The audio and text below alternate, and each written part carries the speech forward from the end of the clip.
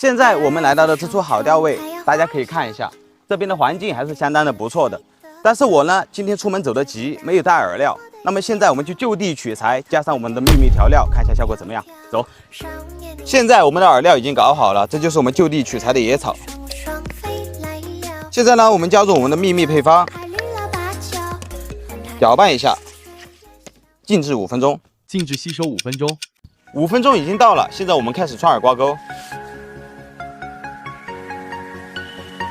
饵已经挂好了，走你！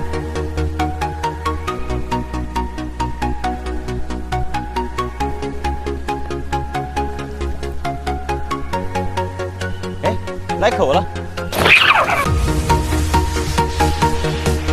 还是2条大鲤鱼。各位钓友，要是对我手里这款调味料感兴趣的话，点我头像订直播吧。